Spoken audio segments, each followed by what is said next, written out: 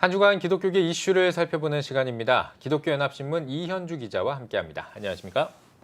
네, 작년 성탄절부터 한국교회 성도들이 헌혈에 참여를 해왔는데요. 많은 성과가 있었죠.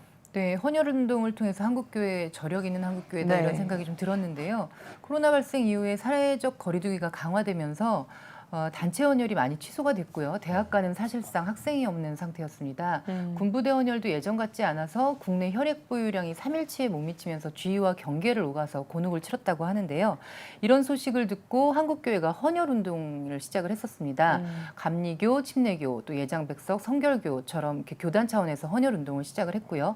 또 대형교회 중심으로 구성된 사김과 성김이 대한민국 피로회복 캠페인을 전개하면서 헌혈에 불을 붙였습니다. 네. 예, 하나씩 성과들을 좀 점검해 보도록 하겠습니다. 이 교단 차원에서 가장 성과가 큰 곳은 어디였습니까? 네, 지난 3월에 생명나눔 헌혈운동을 선포한 예장 백석총회를 꼽을 수 있는데요. 네. 백석총회는 고난주간부터 지금까지 매주 거점교회 중심의 헌혈운동이 계속됩니다.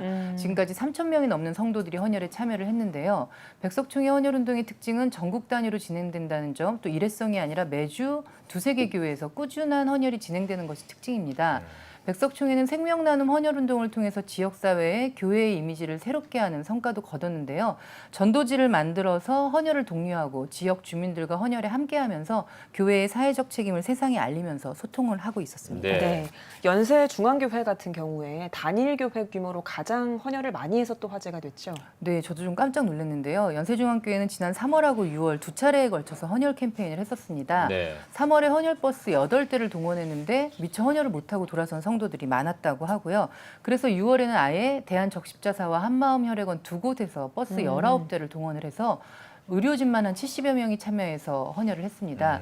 저도 현장에서 취재를 했었는데 헌혈은 사실 아무나 하지 못하거든요. 예. 건강해야 되고. 근데 이 헌혈을 하기 위해서 교회 청년들이 열흘 동안 뭐 고기를 먹고 채소를 먹고 그러면서 함께하는 모습을 보면서 한국교회 다음 세대가 굉장히 희망이 있다 이런 생각이 들었는데요. 네. 이날 연세중앙교회는 하루에 2천 명이 헌혈에 참여했다고 합니다. 그렇군요.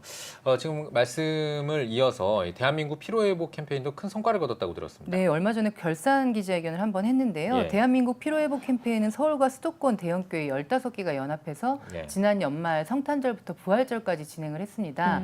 그런데 헌혈에 동참하고 싶다는 문의가 이어지면서 지난 5월까지 연장을 했는데 총 12,000명의 성도가 참여했다고 합니다. 예. 적십자사나 혈액을 관리하는 기관에서는 상당히 큰 도움을 받았을 것 같은데 실제 어떤 반응들이 나오고 있나요? 네, 혈액원에서는 하루 종일 유동인구가 많은 지하철이나 대학가에 헌혈버스를 세워놔도 하루에 한 10명 채우기도 쉽지 않다고 하는데요.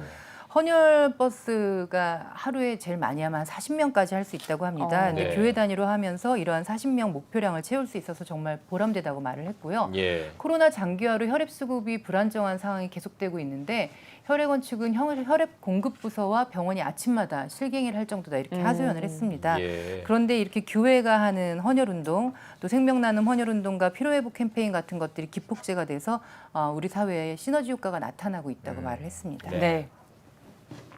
네, 위기 속에서 이웃을 살피는 한국교회의 모습이 우리 국민 모두의 모습이 될 수 있으면 좋겠습니다. 이현주 기자 잘 들었습니다.